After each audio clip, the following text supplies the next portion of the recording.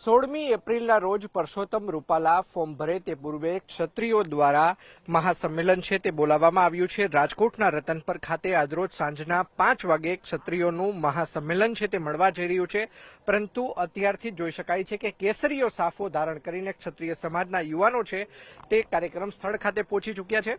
શું કહેશો, કયા પ્રકારની તૈયારી આપ જોઈ રહ્યા છો?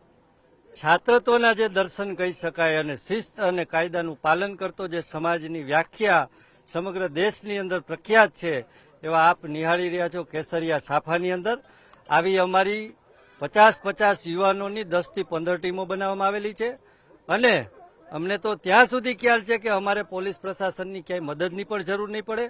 શિસ્તબંધ રીતે ભવ્યથી ભવ્ય ગુજરાતના ઇતિહાસની અંદર એક નોંધ લખાય અને ગિનીસ બુકના રેકોર્ડમાં પણ આવી શકે એવી મેદની સમગ્ર ગુજરાત સિવાયના પણ બહારના રાજ્યોમાંથી બહોળી સંખ્યામાં આ પ્રસંગ અમારો છે, આ અમારો પરિવારનો પ્રસંગ છે એવી ખૂબ સારી ભાવનાથી અને ખૂબ લાગણીથી બહોળી સંખ્યામાં સમાજના બહેનો ભાઈઓ જોડાવાના છે। ચોક્કસ તો સમાજના બહેનો ભાઈઓ છે મોટી સંખ્યામાં જોડાવાના છે। શું કહેશો, ગામડે ગામડેથી હાલ અત્યારે બસો આવવાની છે તે શરૂ થઈ ચૂકી છે, કયા પ્રકારનો માહોલ અત્યારે જોવા મળી છે અને કયા પ્રકારની ક્ષત્રિય સમાજની માગણી છે?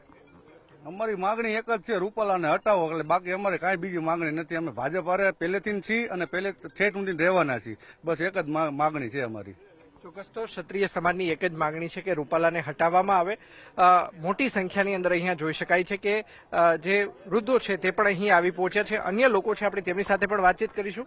બાપુ, શું કહેશો, કયા પ્રકારની ક્ષત્રિય સમાજની માંગણી છે? તમે હાલ અત્યારે મોટી સંખ્યામાં આવ્યો છો, સૂર્યનારાયણનું તિલક પણ કર્યું છે, શું કહેશો? રૂપાલાને હટાવવાની ચોક્કસ તો રૂપાલાને હટાવવામાં આવે એક જ માગણી છે તે ક્ષત્રિય સમાજ દ્વારા કરવામાં આવી રહી છે। સંમેલન છે તે સાંજના 5 વાગે શરૂ થવાનું છે, પરંતુ અત્યારથી જોઈ શકાય છે કે ક્ષત્રિય સમાજના જે યુવાનો છે તેની અંદર ઉત્સાહ જોવા મળી રહ્યો છે અને ક્યાંક ને ક્યાંક એક જ મેસેજ આપવામાં આવી રહ્યો છે કે રૂપાલાને કોઈ પણ કિંમતે હટાવવામાં આવે। ખાસ કરીને હાલ દ્રશ્યોમાં પણ જોઈ શકાય છે કે રાજકોટ શહેર પોલીસ કમિશનર રાજુ ભાર્ગવ સાથોસાથ રાજકોટ જેસીપી વિધિ ચૌધરી તેમજ ડીસીપી ક્રાઇમ પાર્થરાજસિંહ ગોહિલ અને ડીસીપી ઝોન 1 જે સજ્જન કુમાર સિંહ છે તે અત્યારે જોવા મળી રહ્યા છે। સાથોસાથ વાત કરવામાં તો ડીસીપી ટ્રાફિક છે તે પણ હાલ અત્યારે કાર્યક્રમ સ્થળની મુલાકાત લઈ રહ્યા છે।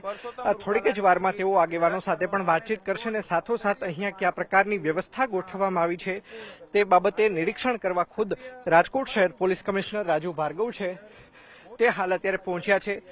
થોડીક જ વારમાં તેઓ ગણતરીની મિનિટોમાં તે અહીંના જે આયોજકો છે તેમની સાથે પણ વાતચીત કરશે। હું કેમેરામેનને પણ વિનંતી કરીશ કે તે આ દ્રશ્યો બતાવવાનો પ્રયત્ન કરે કે હાલ અત્યારે જ્યાં સાંજના 5 વાગ્યા ક્ષત્રિય સમાજનું જે મહાસંમેલન મળવાનું છે ત્યાં કયા પ્રકારની તૈયારીઓ છે તે કરવામાં આવી છે। દ્રશ્યોમાં પણ જોઈ શકાય છે કે ખુરશીઓ છે તે હાલ અત્યારે પાથરવાનું કામ છે તે થઈ રહ્યું છે। બીજી તરફ મોટી સંખ્યાની અંદર હાલ અત્યારે સાફા પહેરીને અને જે પાઘડી પહેરીને ક્ષત્રિય સમાજના જે આગેવાનો છે તે ખાસ કરીને જોવા મળી રહ્યા છે। ખાસ કરીને વાત કરવામાં તો રાજ્યના ગૃહ વિભાગ દ્વારા ક્ષત્રિય અધિકારીઓને બંદોબસ્ત અર્થે મૂકવામાં આવ્યા છે। તેની અંદર જો વાત કરવામાં આવે તો અમદાવાદની અંદર એસીપી તરીકે ફરજ બજાવનારા પ્રદીપસિંહ જાડેજા, સુરત શહેર તરીકે એસીપી તરીકે ફરજ બજાવનારા વીએમ જાડેજા છે, સુરેન્દ્રનગર ડીવાયએસપી તરીકે ફરજ બજાવનારા વીબી જાડેજા, ઇન્ટેલિજન્સ બ્યુરોના પીઆઈ એસપી જાડેજા તેમજ દેવભૂમિ દ્વારકા એલસીબી પીઆઈ કે ગોહિલ, સીઆઈડી ક્રાઇમ રાજકોટ ખાતે ફરજ બજાવનારા કે જાડેજા છે,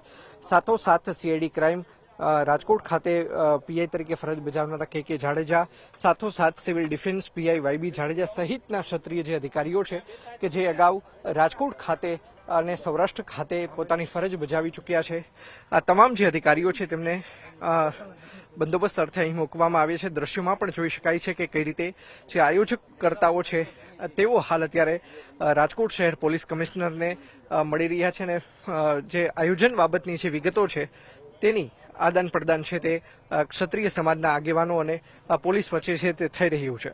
સાથોસાથ જે કાર્યકર્તાઓ છે તેમની સાથે રાજકોટ શહેર પોલીસ દ્વારા કાર્યક્રમ બાબતે માહિતીનું છે તે આદાન પ્રદાન કરવામાં આવી રહ્યું છે। તો બીજી તરફ દ્રશ્યોમાં પણ આપ જોઈ શકો છો કે કઈ રીતે કાર્યક્રમ સ્થળે અત્યારે હાલ તડામાર જે આખરી તૈયારીઓ છે તે પણ કરવામાં આવી રહી છે।